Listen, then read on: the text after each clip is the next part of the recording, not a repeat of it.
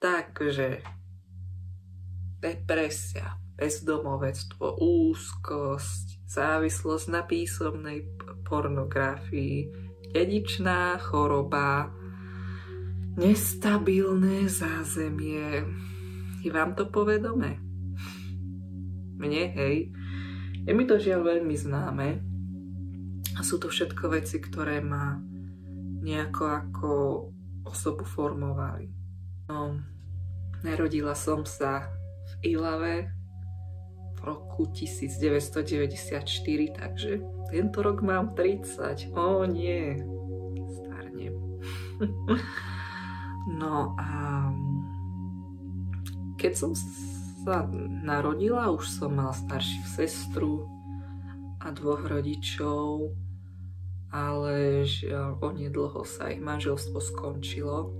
No, bolo to náročné. Otec mal v rodine dedičnú chorobu a už začalo sa to prejavovať tiež okolo tej 30-ky. Zároveň mamka pochádzala z takého prostredia, kedy jej isté veci boli dané ako na striebornom podnose a skôr mala zase problém s nejakou hraničnou poruchou osobnosti, takže keď tieto 2 veci skombinujete, tak z toho nič moc dobre nevzíde.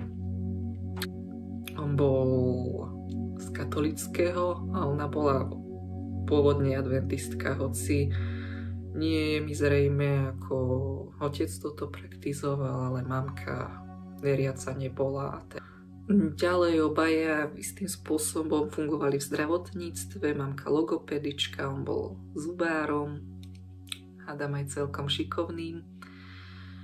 No ale žiaľ, tá dedičná choroba Huntingtonova chorea, konkrétne nie je veľmi známe ochorenie, taký protipol Parkinsona, ktorý sa prenáša väčšinou len priamo z detí na rodičov a je neurodegeneratívna, takže sa postupne rozkladajú mozgové bunky a človek má nejaké agresívne prejavy zmeny osobnosti, časom problém s pohybom, potom až s prehltaním a nakoniec smrť, keď už nevie dýchať alebo prehltať. Nie je to veľmi pekné. Mala som väčšinou strach, ak sa otec objavil. Väčšinou na ňoho bola zvaľovaná všetká vina. Dela som aj krv, dela som aj mamku dobitú, ale už tie príčiny neviem viac popísať ani vyhodnotiť.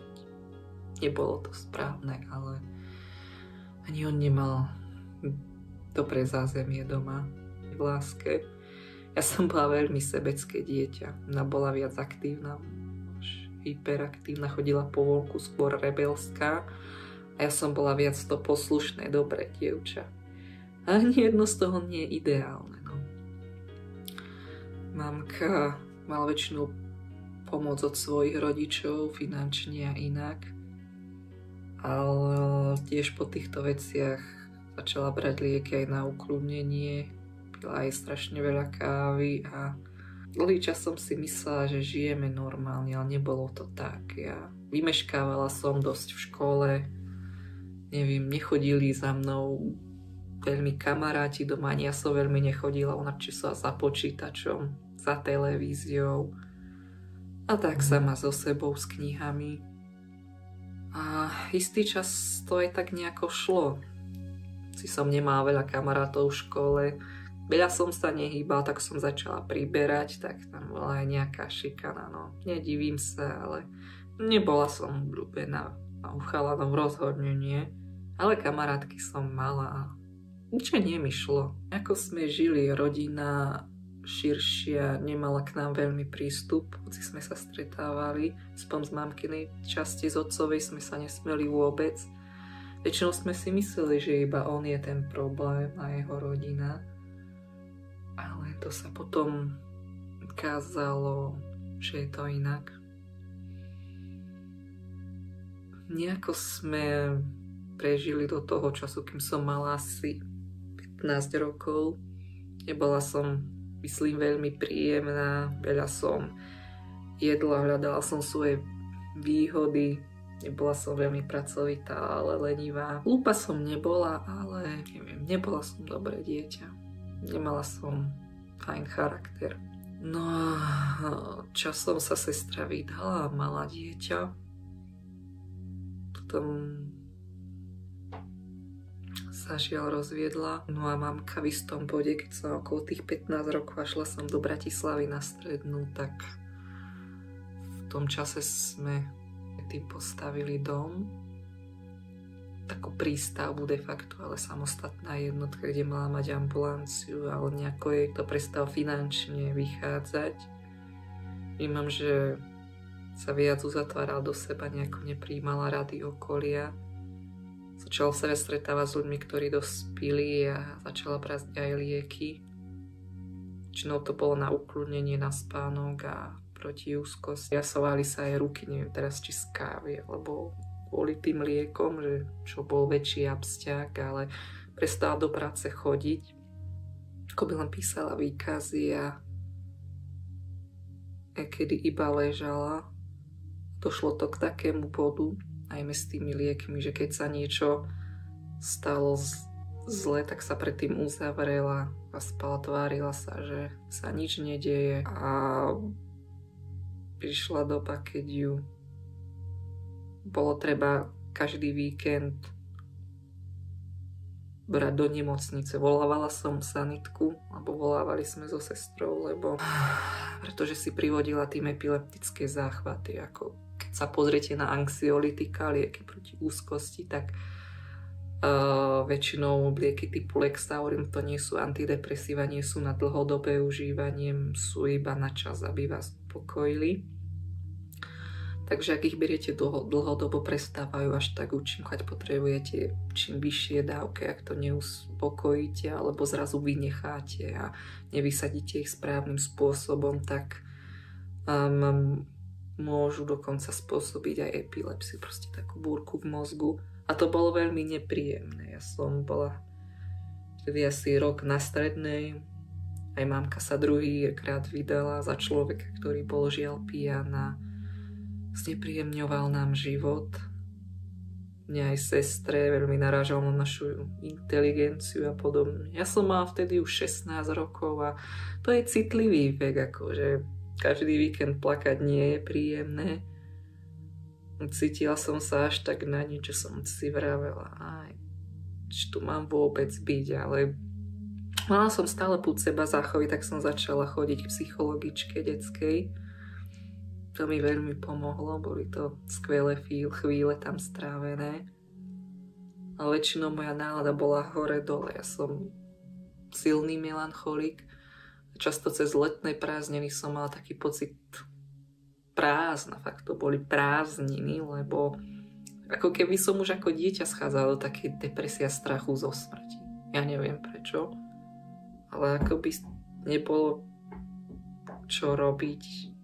Neviem, myslím, že doma sme to aj tak nastavené asi. Ja nemôžem povedať, že sa o mňa nestarali, ale teda sestra, ak ma mala na starosti, tak z toho bola tak akurát otrávená a hoci sme trajali čas ako rodina, tak to bolo stále nejako vypäté. A v istých časoch som mala aj z mámky strach, lebo bola vždy nepredvídateľná, nevedela som, ako bude reagovať. A nemala som asi taký cieľ v živote, aký by som mať mala. Mi veľmi ovládal život. No samozrejme sa to trochu zlepšilo, keď som začala chodiť k psychologičke, ale to horšie len malo nastať. Jednoducho časom sa sestra musela odsťahovať a odísť preč, pretože tam sa nenakupovali potraviny, iba keď som prišla. No, žili sme aj s babkou, takže ona ešte nejako prispievala do domácnosti. Ale časom, keď bola aj s tým druhým manželom, on myslím, že nakoniec nechodil potom do práce, že len chodil do krčmy piť. A jednoducho prestalo najskôr skúrenie, potom aj teplá voda a nakoniec jedného času už prestala ísť aj elektrina. A to proste sa nejako rozvíjalo počas tých rokov, ako keby keď som v 2., 3., až nakoniec 4. ročníku, počas toho 2. a 3. ročníka to bola taká najväčšia kríza, lebo som bola v 3. ročníku, ten druhý manžel zomrel. Súviselo to, myslím, s jeho pitím. No a mamka zase si počase hľadá niekoho nového, kto by ju zachránil, nejako nevedela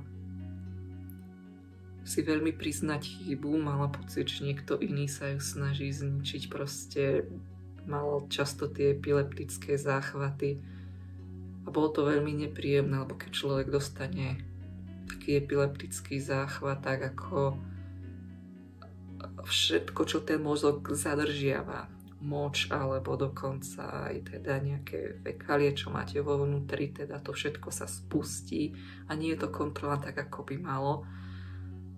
Ona nedodržiala osobnú hygienu, bola uzavretá a chodili k nej rôzni exekútori. Celé to bolo veľmi temné a desivé.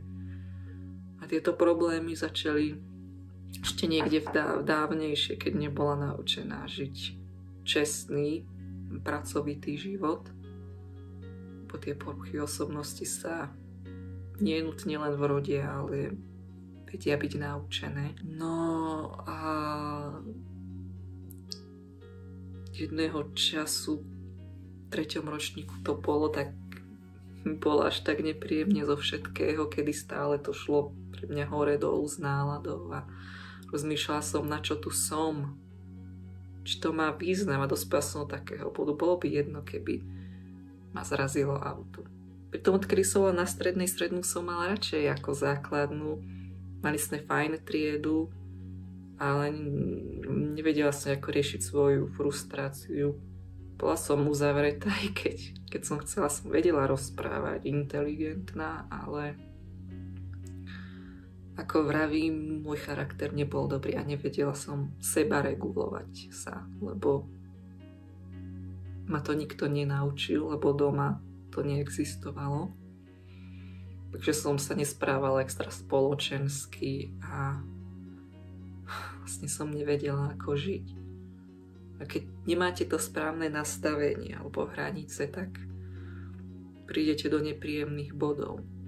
Keď som sa aj niekomu zverila, mali možno ľudia pocit, že je to pre nich zaťažujúce. Možno, ak by je to váš prípad, je preto lepšie vyhľadať odborníka. No a keď som došla do tohto bodu, ja si pamätám aj jeden seminár v škole.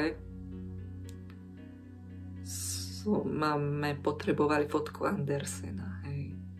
Pamätám si to, odfotila som sa s ním na hlavnom námestí a dokonca sa mi zdá, že to bol 28. február 2012, to bol prestupný rok. A myslím, že nejako 17:28 som sa vracala na Intrak. Na Račianskej je dvojprúdovka, takže máte 2 prechody. Bola som hladná, ponáhla som sa na večeru a cez jeden prechod som prešla a myslela som, že pokojne zvládnem teda aj druhý.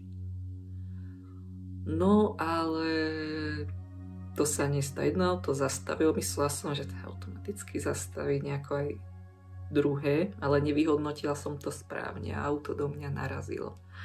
Tak som sa trochu zosunula tam po asfalte, niekde mi odleteli okuliare a bol to šok, nejako som sa preplazila na druhú stranu, ale auto iba narazilo, lebo nejako brzdilo na tom prechode, nechystalo sa zabrzdiť, ale proste nejaký dopad tam bol. Neviem, či mu tomu auto odletel jeden späťák. No a nejako som sa plazila teda na chodník, prišli ľudia, potom zavolali sanitku, ale zrazu som cítila taký nejaký zvláštny pokoj, neviem, možno je to v tom, čo sa stane, tak to nejako vnímate ako z filmu.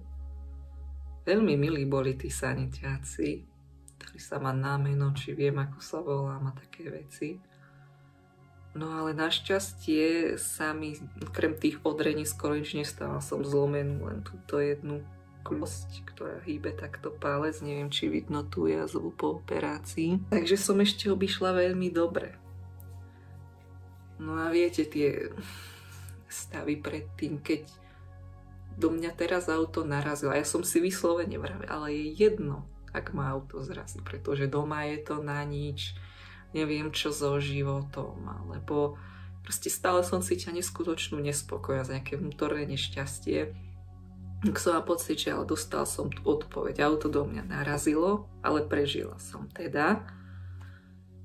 Niekto chce, aby som tu bola. Začal som premýšľať a asi to bolo niečo, prečo som začala hľadať Boha. Mala som dobrú výchovnú poradkyňu na škole, bola to aj naša nemčinárka, takže pozdravujem pani Kryžanovičová. Často som za ňou začala chodiť, pretože nie len tá nejaká terapia u psychologičky, ale to duchovno mi veľmi pomohlo, lebo zrazu to bola nejaká kotva, ak niekto vám povie, ale má zmysel, prečo si tu zostal, proste to auto ťa nemalo zabiť. Tak to bolo proste jednoducho ten spôsob, aby som začala inak uvažovať o živote a vnímam práve preto, že akoby Boh alebo Kristus si ma našiel sám, pretože mi odpovedal na takú otázku, o ktorej nikto nevedel. Nikto nevedel, že ja to mám takto v hlave nastavené. A ja som dostala priamo odpoveď, že tvoj osud ale nie je skončiť pod kolesami auta, teda, že nie si neužitočná. Som si pripadala zbytočná, fakt. Nikdy som nemala vysoké sebavedomie, nikdy som nebola najväčšia kočka a keď celé roky žijete s človekom, ktorý je stále v pozícii obeti a vyvoláva o vás pocity viny, tak vaše sebavedomie veľmi utrpí. Ja som sa vždy cítila ako niečo menej. Mala som komplex a veľmi zlé nejaké návyky správania a žiadna sebaregulácia, preto to aj viedlo, ako to viedlo. No, ale v tej sa začal ten život meniť. Začal som viac rozprávať sa s ľuďmi, tým sa mi páčila aj myšlienka nejakej reinkarnácie a takto. Boh starej a novej zmluvy rozhodol so mnou komunikovať, niečo mi zjaviť, vedel, že dozrel ten čas. No áno, kríza, vtedy sa človek chytá každej slamky, lenže možno práve preto. Lebo neviete prísť pred Boha, pokiaľ sa nepokoríte, pokiaľ neuznáte, pokiaľ neuznáme, že možno na to sami nemáme. Ja som si myslela, že nič nemá zmysel, že s mamkou to bude neustále zle, že sa vzťahy nenapravia, že budem navždy sama a že som mizerná. Ale nie je to tak. Začala som najskôr riešiť skôr katolícku vieru. Nuž, ale v podstate to nebolo pre mňa niečo, čo sa mi zdalo 100% podľa Biblie. Mala som nejaké adventistické korene. Ako dieťa som o tom počúvala, ale teda naša babka bola taká, ak neuveríte, uhoríte. No a takého Boha teda nechcete. Pamätám sa, jeden čas spolužiak na základke mal nejakú autonehodu a bol v nemocnici až tak, že sa akoby musel znovu učiť rozprávať a chodiť.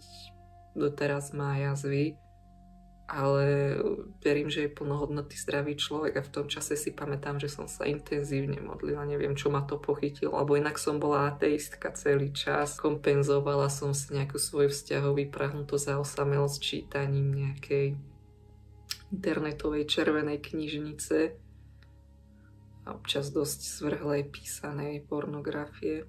Neviem, tá sexualita, človek si to kompenzuje nejako. Mal som zapnutý počítač a ešte televízor, aby som sa necítila sama, aby som niečo v pozadí.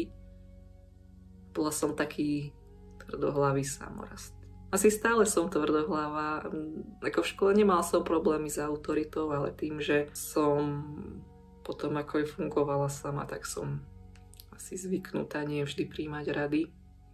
Ja potrebujem veci zažiť takto sama. No skúmala som to a zatiaľ sa mi to páčilo. Mal som aj ruženec. Ale potom, toto bol druhý polorok tretieho ročníka, ako prišiel štvrtý ročník, tak už vtedy nám prestala ísť doma elektrina, keď som nastúpila. A ja som bola na internáte v Bratislave, ale keď som sa raz vrátila, mamka mal stále problém s tými liekmi, nevedela som, ako to viac riešiť. Najhoršie je, že do istého času som si myslela, že tie veci sú normálne. Nevedela som, ako funguje normálna rodina, že vzťahy môžu byť normálne, že dvere môžu byť ľuďom aj otvorené, že sa neuzatvárame, že zverovať sa neznamená hovoriť niekomu tajomstva, aby na nás niečo našiel, že je dobré budovať nejaké spoločenstvo a komunitu a že nie je OK sa uzatvárať, brať lieky, niekde len ležať a tváriť sa, že to je OK, nemať tú osobnú hygienu. Mrzí ma, že som to nevedela skôr. Raz som nazbierala, so sestrou sme nazbierali, keď raz zase odviezli mamku do nemocnice.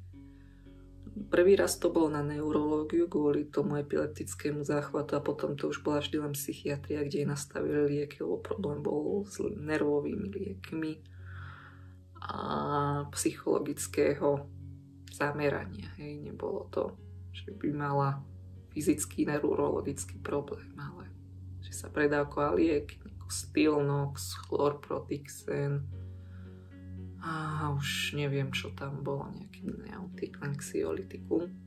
A zbieral som plnú takú veľkú Lidl tašku, si predstavte, tá najväčšia akoby z vrecoviny. A bolo to všetko, to bolo aj za toho jej druhého manžela, ktorý často nadával aj jej a ona akoby bola mimo. Raz sa stalo, že sme boli v pizzerii, v reštaurácii a dostala záchvat tam rovno pred ľuďmi. Bolo to ako v spomalenom filme, ja som zamrznula. A sestra je aktívnejšia, som nevedela, čo mám robiť. Mamka ležala na zemi, ľudia pozerali. Skoro si mohla prikusnúť jazyk, lebo vtedy sa človek kadejako hýbe, ale našťastie sa podarilo, že sa to nestalo, privala sa sanitka, ale potom podpísala revers a sadla si tam. Celé zle. No a jedného dňa už proste naprestala ísť elektrina. Ja som sa rozhodla, že tam proste nemôžem zostať. Chcela si nájsť nového priateľa, aj nejakého malého, ktorému sa chcela potom nasťahovať. Potom si ho aj vzala a potom sa aj rozviedli a predávala nejaké veci z domu, už tam skoro potom nič nebolo. Ale ísť niekam do Puchova, ale už by nešlo. Babka sa musela premiestniť k nejakej kamarátke. Ten druhý muž bol strašný fajčiar, ale aj pil a nebolo to dobré. Nemali hranice, nemali miesto pre mňa a potom sa zase vrátila naspäť. Ale keď už fakt ani tá elektrina tam nebola, ja som si uvedomila, že je koniec. A ja som to potom povedala v škole, aj na terapii, a že jednoducho ja nemôžem zostávať doma, že mám takýto problém. Volala som sa aj na svoju psychologičku a ona tam dala nejaký posudok, že to je lepšie a dostala som po pár týždňoch špeciálne povolenie zostávať na internáte. Normálne stredoškolský internát, ak nie ste učiteľ, je taký, že musíte ísť na víkend domov, ale tým, že stalo, čo sa stalo, tak mi to riaditeľ povolil a raz som jednoducho prišla domov a mamka bola zase raz niekam odvezená. Neviem vám, že chcela pomôcť, že by hovoria úprimne, že by sa chcela liečiť.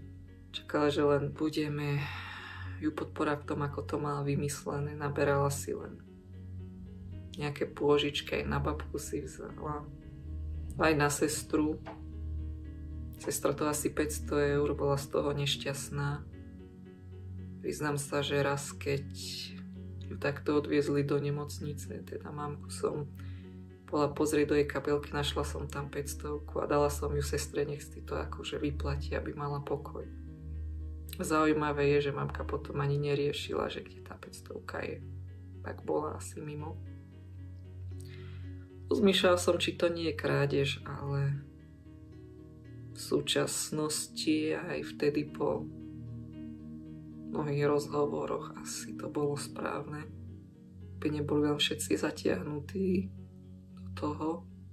Dajni sa pre neplatenie, nie len teda elektriny, ale aj iných podĺžností vyhováral na nejaké psychické problémy a bolo to extrémne nezdravé. Že som išla z peňaženky, čo má babka v úschove, zobral som 50 €, vzal som si na internát a odišla som do vlaku. Tie víkendy zo začiatku tam bývali ťažké, ako robila som aj do školy. Ale cítila som takú nejakú osamelosť nejako. Mal som pocit, že mám nejaké také vypätie nervov. No. Ale tým, že som robila školu a bol to maturitný ročník, tak som nemala veľmi čas rozmýšľať. A peňazí nebolo moc, takže som v maturitnom ročníku začala chodiť ešte aj na brigádu do call centra. Robili sme len prieskum trhu, nič sme nepredávali. A na Vianoce som išla k bratrancovi, teda by mohol byť môj otec, prvý raz som bola adventista a bolo to úžasné, cítila som sa uprostred rodiny s ľuďmi, s ktorým bolo fajn rodinné zázemie. Mala som tam 2 týždne od Vianoc ešte čosi po novom roku.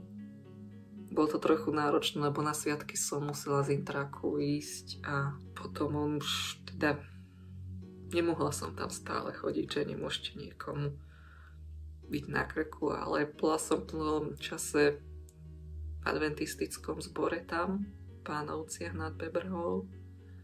A potom on mi zvykol volávať: "Čau Miloško." A asi len vďaka tomu som potom začala chodiť do zboru tu v Bratislave. Stretla som sa tam prvý raz so Šutiakovcami a to sú teda bratia a sestry zo zboru tu. Teda to je modlitebňa alebo kostol mojej cirkvi. Niekoho, kto by nevedel. Potom mi volala, aby som išla, tak som tam prišla a veľmi sa mi páčilo, že naozaj to ide z Biblie. Je tam tá sola skriptúra, že to nie je len nejaká liturgia. Ja som išla do bežného kostola na peknej ceste a bola tam len nejaká pripomienka akej baziliky, kde si talianska mi to prišla. Ale toto nie je Boh. Čo mám hovoriť o tomto? A do toho zboru som začala chodiť pravidelne. Keď som zostala v Bratislave, mi to bola akoby celkom útecha. Teda našla som si tam kamarátov, boli ku mne príjemní a v tom čase sa o mňa začala zaujímať aj širšia rodina, ku ktorej doteraz chodím. Veľmi mi pomohli a podarilo sa mi aj zmaturovať. Uspela som s vyznamenaním. A potom som nevedela, chcela som študovať jazyky, ale hneď som sa nedostala, tak prvý pol rok bol rôzny, ale už vtedy ľudia zo zboru mi pomohli nájsť bývanie. Pred krstom boli nejaké problémy, ale cítila som sa veľmi stratený. Keď som odišla z intraku, cítila som sa ako bezdomovec, ale už som sa veľakrát sťahovala odvtedy. Za posledných 10 rokov nemám stabilný domov, ale nikdy som nezostala vďaka Bohu na ulici. Našla som si skvelých priateľov a vnímam, že čo mi bolo vzaté akoby rodina a to zázemie, nejaká istota mi bolo dané. Keď som začala Boha hľadať, proste prišli aj ľudia ochotní pomôcť. Šla som rodinu, bola som schopná byť ešte nejako prevychovaná, lebo doma som tú výchovu nemala, prehodnotila som, začala meniť vzťahy.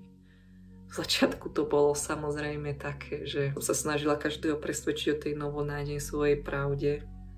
Keď som začala chodiť do zboru, časom som sa začala aj vyučovať. To už bol rok 2013 a koncom roka 2013 som sa dala pokrstiť. Teraz to bolo 10 rokov a nebola som vždy najlepšia kresťanka. Keď si myslíte, že jete najlepšie, čo je pre tých druhých, tak nikto mať rád nebude. Ale bolo to pre mňa veľmi dôležité, lebo už som nebola sama. Bola som schopná potom nejako vyštudovať Hoci som menila brigády, menila som to, kde som bývala. Istý čas som bývala dlho v bytoch nad združením cirkvi, nad modlitebňou, čo mi veľmi medzičasom. Skúšala som sa nejako stretávať s mámkou. Niekedy lepšie, niekedy horšie, ale väčšinou mi aj tak bolo do plaču, lebo vždy to bolo také, no ale veď sa to dalo zachrániť, aj domy, všetko, nepomohli ste mi, to ste mi urobili. Nikdy nevyšla z tej pozície obete. Som došla do takého bodu, hoci som chcela tie veci napraviť, že jednoducho ma to len vyčerpáva a ničí a mne veľmi odľahlo, keď sa ten vzťah prerušil. Proste mi psychicky bolo lepšie, lebo už som necítil, už mi viac nikto nerobil výčitky, nechcel do mňa veci, ktoré som nemohla dať, lebo ako by ona nebola v tej roli matky. Ja som sa väčšinu času inak cítila milovaná, moja sestra nie. Teraz sa veľa hovorí o toxických vzťahoch a žiaľ, toto bolo dosť toxické. A hoci nerada musím uznať, že niektoré vzťahy je lepšie prerušiť. Krv nie je voda, ale niekedy sú vaši priatelia alebo vzdialenejší príbuzní tam bližšie ako najbližšia rodina. Niekedy si ubližujeme navzájom. A ja som veľa ubližovala. Ešte stále to nie je ideálne. Ale poďme ďalej, no. Verím, že niektoré vzťahy sa zlepšili, dokonca sme aj so sestrou, myslím, na tom lepšie, hoci sme veľmi iní, ona veriaca nie je. A určite neznesie nátlak na túto tému. A možno s tým ani veľmi nesúhlasí, ale pre mňa je to niečo, čo mi zachránilo život. Čo sa týkalo mamky, pôvodne sme chceli dať na pozbavenie spôsobilosti kvôli dlhom, kvôli toho, že sa raz priznala, že sa chcela predávkovať a teda zabiť.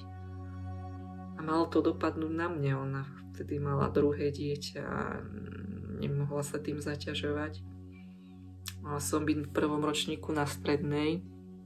To mi vtedy ešte ani veľmi nevyšlo, tak som bola na inej katedre, nie na tej, ktorej som chcela. A všetko nové bývanie, nevedela som, ako to bude. A veľa vecí na mňa dopadalo, ale potom sme nakoniec ten návrat stiahli. Veľmi mi odľahlo, lebo mamka medzi časom, keď zistila, že je návrh podaný, tak sa zrazu nejako spamätala, začala bojovať, že sa dostala aspoň hádam do nejakého prežitia hodného stavu, takže sme to nechali tak. Zdá sa teraz, že pracuje a žije. Neviem, do akej miery je schopná byť úprimná, hovoriť pravdu, lebo som sa medzi časom veľakrát popálila. Ten kontakt intenzívny veľmi nie je. Snáď sa to do budúcna zlepší. Viete, kresťan nie je ideálny, hoci sa to tak zdá, že určite sme ľudia, ktorí majú pomáhať druhým, byť pokorní. Človek by povedal, že aj tie vzťahy budú lepšie, ale čo sa roky kazí, sa roky napravuje. A nie je chyba ísť na terapiu a prípadne prijať lieky, ak máte až veľké problémy. No ale ja som zažívala úžasný rozkvet, keď som verila, keď som bola s ľuďmi vo svojom veku, robila som dobrovoľníctvo v čajovni, zapájala som sa do rôznych aktivít, konferencií, spoznala kopec ľudí, cestovala aj do Česka. Začala som študovať aj teologický seminár. Posledný rok, ako som študovala vysokú školu, síce to bolo náročné obdobie, podarilo sa mi dokončiť magisterské štúdium vysokoškolské. Achievement. Potom som chcela ísť na absolventskú stáž do Prahy. Mala som takú nejakú dezilúziu, že ma to niekam posunie, že to zvládnem. Mala som aj priateľa medzi časom.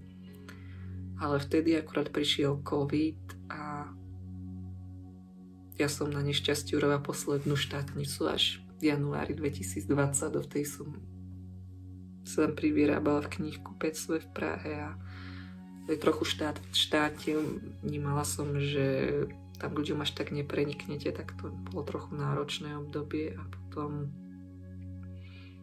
keď som nastúpila na stáž, bolo fajn, ale to trvalo koľko? Mesiac asi, pár týždňov a nastúpil COVID a To bolo peklo. Dlhé roky som sa držala, schudla som, mala som vzťah, veci sa zlepšovali, mala som perspektívu. Prežila som 10 rokov v Bratislave, bolo to fajn, bol čas nájsť si prácu a mal som z toho trochu strach, lebo som to nikdy nemala sebavedomie, ale proste do tej som psychologickú podporu, časom som ju už tak nepotrebovala, lebo keď budujete spoločenstvo, ten duchovný život, zrazu sa mi z tie veci vracajú, zrazu v tom nie ste sami, niekto vás podrží a máte zmysel. A zrazu tam tí ľudia neboli, a to zázemie, a keď sa všetko uzavrelo a ten COVID začiatku vyzeral hrôzo strašne, tie správy z Talianska, Španielska, tá smrť, že som tak začala myslieť, že už sa budeme pomaly navzájom požírať, akože to bolo veľmi psycho a bola som tam sama na byte uzavreto a neurobilo mi to dobre. Až tak, že som musela odísť a musela som začať brať antidepresíva, ktoré už v apríli by to boli 4 roky, ale asi to bude teda čas, kedy môžem začať postupne vysádzať. Áno, aj kresťania môžu brať antidepresíva. Nie je to hanba, niekedy to je treba. A nie je to katastrofa, nepredávkujete sa s tým, ak pozorne počúvate lekára. Fakt som mala pocit, že nemôžem cítiť radosť. Bol to disy, mal som panické záchvaty a teraz veľa vám pomôže, možno horčík a B-komplex, ale niekedy to zajde za takú líniu, že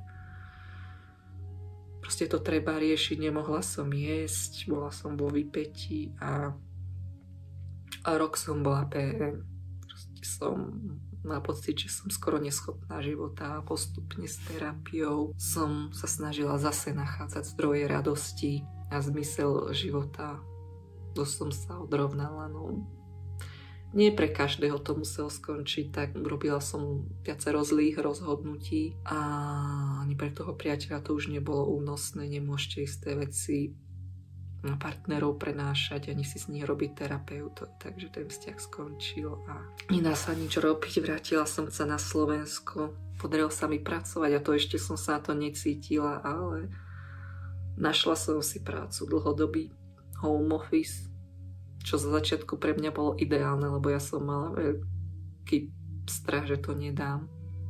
Strach a úzkosť boli moje veľké problémy, nešlo iba o lieky, šlo o to, ako je človek nastavený, strach z nových skúseností, čo sa stane. A prináša vám to nie len nejaké veci v hlave, ale keď máte príliš narušené alebo podráždené nervy, tak môžete vidieť, čo nie je a fyzicky vám je zle. Bolesti hlavy, žalúdka, všetkého. Kazí sa to a nie ste schopní fungovať.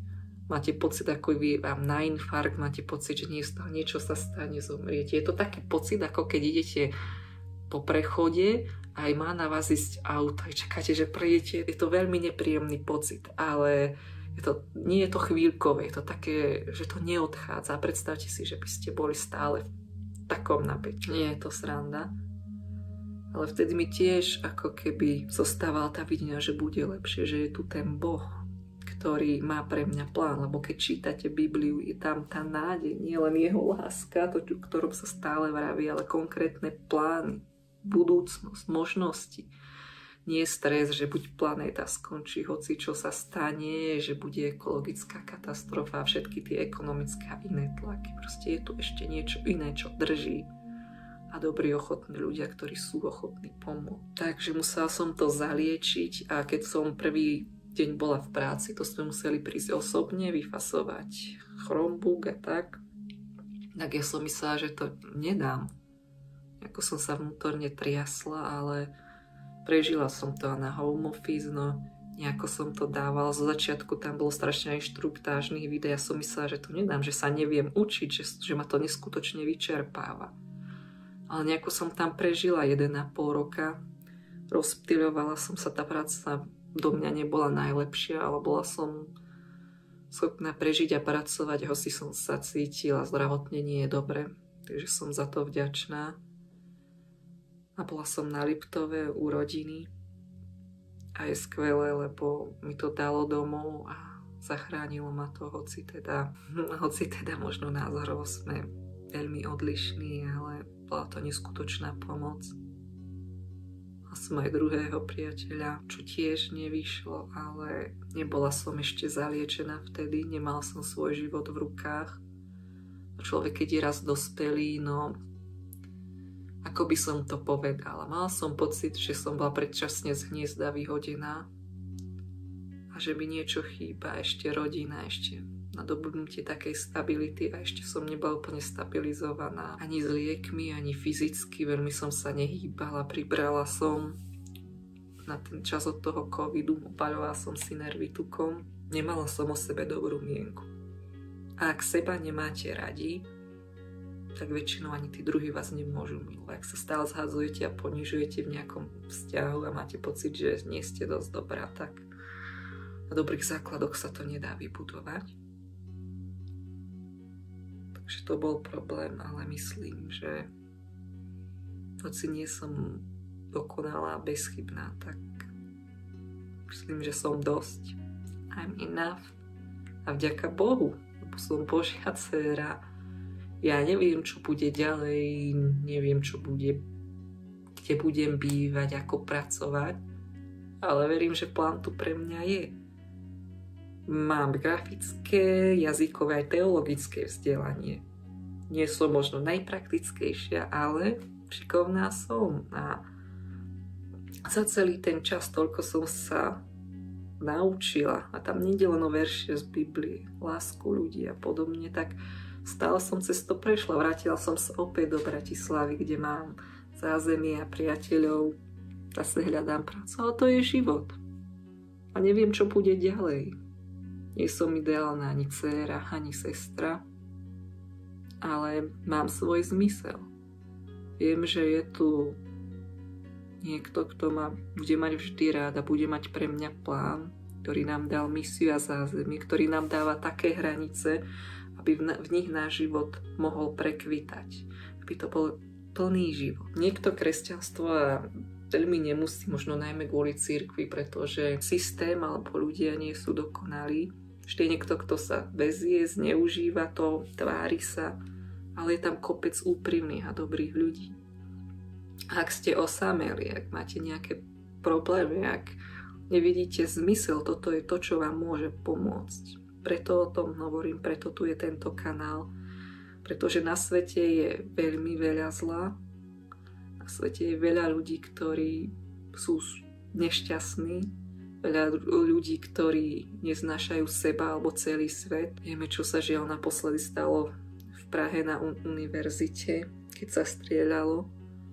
A vravím si, že mohlo to byť možno inak, keby ten človek poznal Boha, keby mal pocit, že Kristus existuje, má preňho plán, sú tu ľudia, na ktorých sa môže obrátiť, sú určité hranice, ktoré sú vymedzené a ktoré mu môžu pomôcť žiť lepší život, že sa môže vďaka tomu cítiť vďačný a správať inak k ostatným, že je nádej, bo to nám chýba, lebo teraz doba je veľmi rýchla, máme neskutočne veľa podnetov, neskutočne ale aj veľa tlakov. Naše vzťahy nie sú ideálne, ani zdravie možno. Možno sa to zdá ako prejav slabosti, ale myslím, že naozaj, ak máte problém, Ježiš Kristus, Boh, ktorého vyznačuje Biblia, vám môže pomôcť. Môže k vám priamo prehovárať, možno nebudete počuť vyslovene hlas, ale môže reagovať na vašu modlitbu. A vyskúšajte to, proste spýtajte sa ho. Bože, ja mám problém, neviem, neviem, prečo by si mal byť. Možno mám pocit, že si sa o mňa doteraz nestaral a že ti na tomto svete nezáleží. Ale ak si pre túto osobu vedel niečo urobiť, ak si z nej dokázal niečo vyformovať, aby sa nezbláznila, totálne sa nezrútila, ale aby vstala z popola a začala si veriť, začala byť človekom, ktorý môže žiť normálne, ktorý môže mať dobré vzťahy, ktorý má nádej do budúcnosti a ktorý môže byť opäť ako malé dieťa a tešiť sa z obyčajných vecí, tak možno to môžeš urobiť aj pre mňa. Preto to hovorím, lebo myslím, že tam vonku je niekto, čo zažil niečo podobné. Čo zažil to, že mal v rodine problémy. Čo zažil dedičnú chorobu. Čo zažil, že nemá zázemie. Že je skoro bezdomovec. Čo má finančné problémy. Čo má pracovné problémy. Psychické problémy. Úzkosti. Depresie, čo si neverí a čo je úplne zničený. Nemá sebavedomie a neznáša sa. Dávam sa, že takých ľudí je veľa. Nie ste sami. Myslím, že ja sama som si už niečo odžila, i keď som pomerne mladá. Nejak ma to poznačilo, ale môžem sa liečiť. A chcem, aby ste sa vyliečili tiež. Nemusíte trpieť, nemusíte tápať, nie ste sami. Stačí možno požiadať o pomoc, či už ľudí, ale môžete požiadať o pomoc toho najlepšieho, kto vás môže vyliečiť. Ja keby som nezačala nasledovať Krista, ja neviem, kde by som bola dnes. Môže sa vám zdať, ok, kresťanstvo je jedna alternatíva. Ste slobodní, to je na vás. Ja hovorím, ako je to u mňa a čo mi to dalo. Dalo mi to nový zmysel, dalo mi to vďačnosť, dalo mi to aj pokoru. Sú mnohé vzťahy, ktoré som ešte nenapravila a veľakrát sa správam, aj som sa správala nevhodne, ale som na ceste. Boží zákon je smerovka. Ukazuje nám, kadiaľ máme ísť, drží nás v správnych mantineloch, aj nás ochraňuje. Nemôžeme ho dodržať, ale budovaním vzťahu s Kristom sa postupne meníme na jeho obraz. Snažíme sa svet robiť lepším. A keď cítite túto vďačnosť, keď vnímate, ako sa meníte a keď cítite, že je nádej, že vás veci nemusia prevalcovať, že sú ľudia, ktorí stoja za vami, tak zistíte, že máte perspektívu a oplatí sa žiť. A takýto zážitok by som prijala všetkým. A potom ešte zistíte, že môžete mať večný život. Neviem, dnes sú mnohí ľudia asi zmierení so smrťou a snažia si veci užiť tak, ako sú, ale možno je ešte niečo viac. Možno trpíte stratou blízkeho. A možno by bolo fajn mať nádej, že sa s ním zasa stretnete. Netuším. Ale teraz je nový rok, čas nových predsavzatí. Možno je čas nemyslieť len na svoje fyzické a duševné, ale aj duchovné zdravie. Skúste byť zase šťastnejší, skúste si nájsť nádej, skúste hľadať pomoc. Možno potrebujete aj terapiu a lieky. To nevadí. Môže to byť len na čas. Možno to bude celý život, ale možno je to tá najlepšia investícia. A možno taká malá výzva, keby ste skúsili teraz mesiac jednoduchú modlitbu, ktorá zaberie minútu denne. Vieme, koľko budeme naskrolovať alebo stratiť minút cez deň, len na to, že by ste povedali: Bože, ukáž sa mi, skús zmeniť môj život, ukáž mi, či je to naozaj tak. A možno sa niečo zmení. Nie len preto, že je to posledné steblo, ktorého by ste sa chytali, ale môže to byť pravda. Nič za to nedáte. Takže dúfam, že nech sa rozhodnete akokoľvek vás to povzbudilo, že budete šťastnejší, že sa budete mať viac radi, budete nachádzať nádej a budete schopní byť dobrými ľuďmi. Ďakujem za pozornosť a majte sa pekne.